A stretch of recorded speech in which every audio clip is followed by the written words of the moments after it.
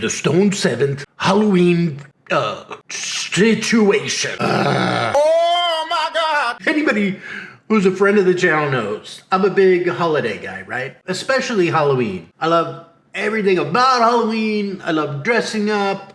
I love the aesthetic. I love the movies, all that stuff. Now I'm a single dad, and I help raise 3 amazing, awesome, outstanding humans. They're all grown up now. But some of my most memorable times were time spent during Halloween, because we used to go big.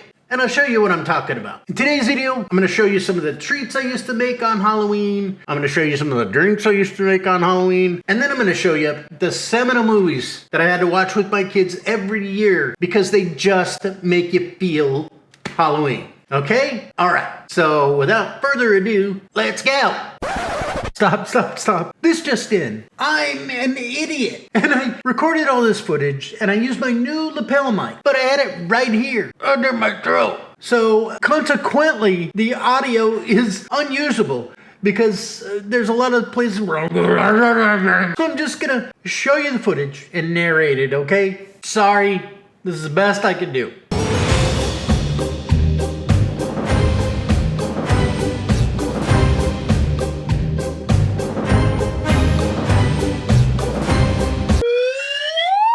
Now here I am talking about the drinks I'm going to make. Now, I'm no bartender, and the drinks I'm going to make are pretty simple, but they're pretty good, and they're, theme appropriate. My first drink I'm talking about is a whiskey apple cider. Now, I know, what's the big deal? It's just a couple of shots of whiskey and some apple cider, but it's a great fall drink. I mean, you could drink it on Halloween, you could drink it on Thanksgiving, you could drink it on Christmas. It's a great fall drink. Me personally, I like to use Conor McGregor's Proper 12. I just thought it was a regular white label whiskey with Conor McGregor's name on it, but somebody bought me some and I really loved it. Get the fuck out of here! And I'm a Bushmills guy. For apple cider, you gotta use Martinelli's sparkling apple cider because it's badass. For those of you who are unfamiliar with Martinelli's, it's like a champagne apple cider. And believe me, it makes all the difference in the world. Now, my second drink is more for the ladies. And look, I'm not trying to be chauvinistic here, but as a nurse for 30 years, and after 30 years of happy hours with mostly female coworkers, let's just say I'm playing the odds. That's why my second drink is a Dirty Shirley. This one's pretty easy too. So you start with about 1/3 of your cup full of ice. You add in 1 shot of grenadine, couple shots of your favorite vodka, fill it almost to the top with your favorite lemon lime soda, and at the end, use the juice from half a lime.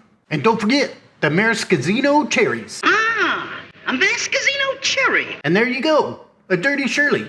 And it's Halloween because it's red.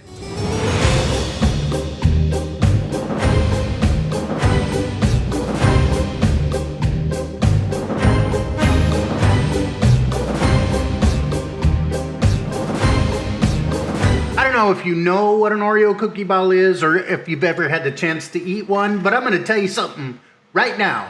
They're delicious. Yeah, no shit, honey! Calm down. They're super easy to make. Just 4 ingredients. If you can hit buttons on the microwave, you can make this delicious treat in no time. Those 4 ingredients are Oreo cookies, 8 ounces of cream cheese, some meltable almond bark chocolate, and last, Reese's peanut butter chips, or you could use butterscotch chips, whatever you want to use. To start out, you want to take your Oreo cookies and you want to put them in a plastic Ziploc bag. Then throw them on the counter and beat the hell out of them with the rolling pin. You want to roll them out until it's the consistency of wet sand. Then you want to pour your crushed Oreos into your mixer. And you might have to rub the bag together to get everything off of the sides. Now, if you're smart, you'll have taken your cream cheese out and cubed it and let it sit at room temperature because it has to be at room temperature before you use it. Or you can just raw dog it like I did. It's still at room temperature, but I just tear it apart like a caveman. Now then, once you got your masticated cream cheese and your Oreo cookie wet sand in your mixer bowl, this is the point where you add your Reese's peanut butter chips.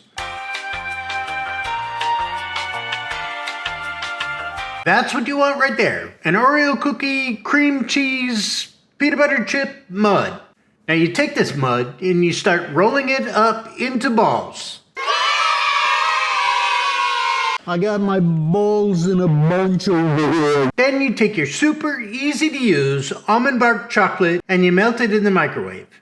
Now you can follow the directions on the package, but I find that usually a minute to a minute and a half gets the chocolate nice and easy to use. So now you drop your balls in the chocolate, you move them around until they're totally coated, you take them out, you put them on the wax paper, and then you sprinkle your holiday sprinkles.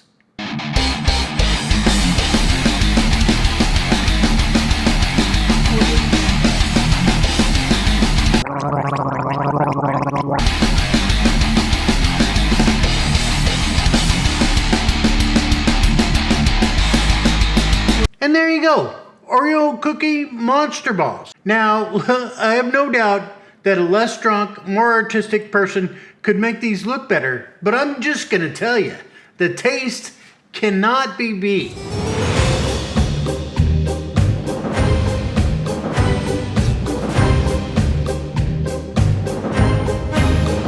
Now this next one is so easy, it's almost criminal. And honestly, it's my favorite one because I like the sweet and salty. First, you get some Snyder's pretzel rods.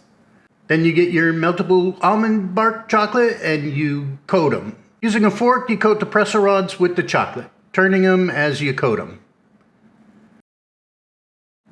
Once you've got them laid out in the wax paper, you take your white almond bark chocolate, yes there's white, you melt it as says on the directions, and then you take a fork and you drizzle it over your pretzel sticks. And bada bang! You got yummy chocolate covered mummy pretzel sticks. Easy to make and super delicious. So there you go. You got your easy to make Oreo cookie balls that are awesome, and you got your chocolate covered mummy pretzel sticks. There you go. Halloween treats to your face. Oh, I also took the leftover chocolate, jammed some jumbo marshmallows onto sticks, and covered them in chocolate with little scary eyes.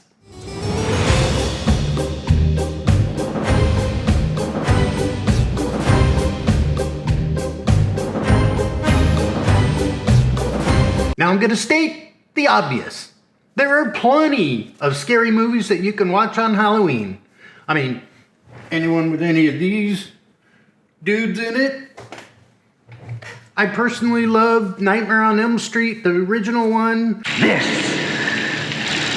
is God. I love the original Exorcist. That still scares me to this day. I even like the Lost Boys. You did me! It's an interview with a vampire. Claudia, you've been a very, very naughty little girl. But today we're going to talk about specifically kid-friendly Halloween movies that really sort of hammer home the Halloween spirit. We're going to start things off with what I consider the GOAT of Halloween movies. The Great Pumpkin, Charlie Brown. What? Do do do do do do do do do do do. Bruh. Yeah, I know it's a cartoon, but in my opinion, this is really, I gotta watch this every year. It really gets me in the Halloween spirit. The thing I loved as a kid about the Charlie Brown universe is that these kids had little or no parental supervision. And they just did whatever the hell they wanted, including going onto somebody's random farm and stealing a pumpkin, as well as access to large kitchen knives, which is a little scary in itself, because I'm just gonna tell you, a lot of these kids got some real anger issues. You better cut it out right now or I'll pound you. So the two main plot points in this masterpiece are little Linus and Sally, who are supposed to be about 6 years old, waiting all night in a pumpkin patch If you try to hold my hand, I'll slug you. for kind of the Halloween Santa Claus, the Great Pumpkin, to appear. What's that? What's that?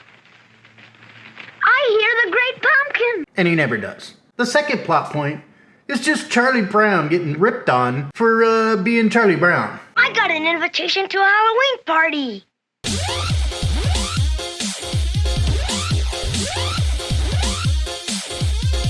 Charlie Brown, if you got an invitation, it was a mistake. Oh my God, bro. Oh, hell no, man. What the fuck? I don't know. You gotta root for a guy like that. And the whole town is in on it. Because when these kids go trick-or-treating, everybody gets candy except for Charlie Brown. Somehow the whole town has gathered rocks to give to Charlie Brown. What the hell is even that? I got 5 pieces of candy. I got a chocolate bar. I got a quarter. I got a rock. And how do you know who Charlie Brown is? Well, it's the one who f***ed up his ghost costume. He couldn't stop at 2 eye holes. He had to go for 10. Come on, Charlie Brown. Do you got 10 eyes? I had a little trouble with the scissors. Bro. Anyways, it's not spooky or scary, but I just love the whole aesthetic of this show. I like that they go trick-or-treating. And I like that they have a Halloween party afterwards. Just a bunch of kids having a good time on Halloween. Anyways, give it a watch. It'll get you in the spirit.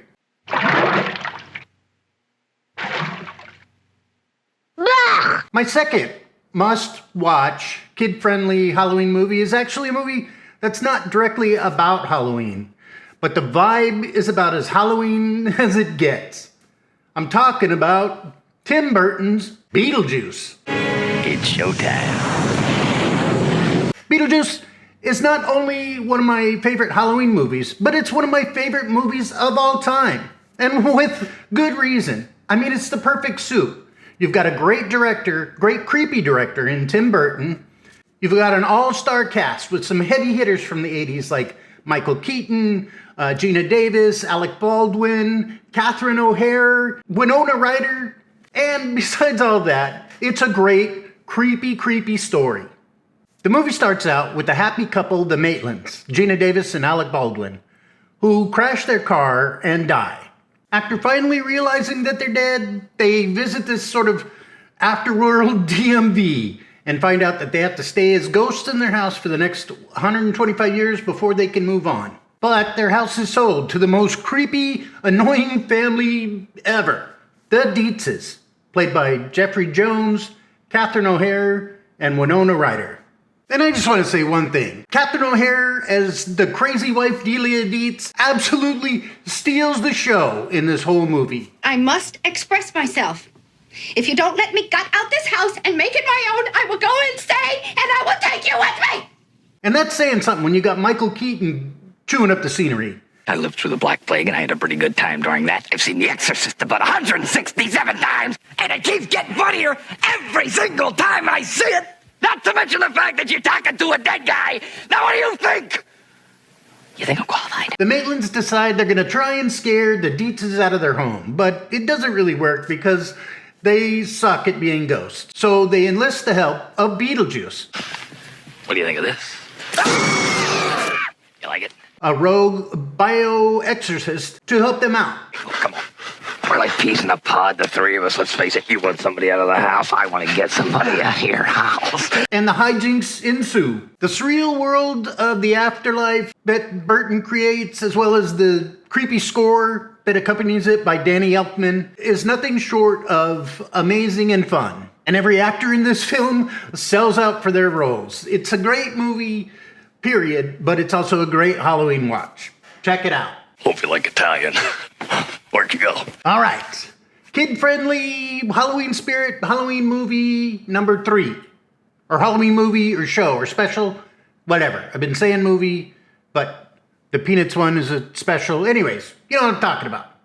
Now, this was a hard choice. There was a few contenders. I almost landed on the Disney IP, Hocus Pocus, you know, the Sanderson sisters, Three Witches, Sarah Jessica Parker, Bette Midler, Kathy Najimy, I think her name is.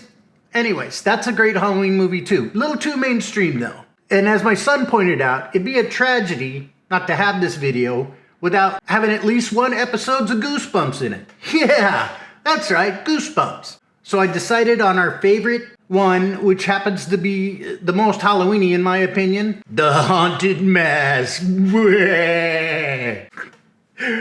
Anyways, The Haunted Mask. So the episode starts out with our two main characters Carly, Beth, and Sabrina stumbling upon a new shop in town that sells scary masks. Kind of a bootleg Spirit Halloween, if you will. They then go to a pumpkin patch to pick out a pumpkin, and Sabrina scares the shit out of Carly Beth. Thing. Hey, well, where are all these pumpkin patches at, huh? There's one in Charlie Brown, there's one in the Goosebumps. We never had a pumpkin patch. All right, when I was a kid, we had out in front of Safeway. That's the pumpkin patch. All right, anyway. Then the two local a-holes, Chuck and Steve, scare Carly Beth. Then her brother scares Carly Beth. Are you noticing a theme here? And her mother makes a cursed statue of her head. And I don't know if it scared her, but it scares the shit out of me. It's so uncanny.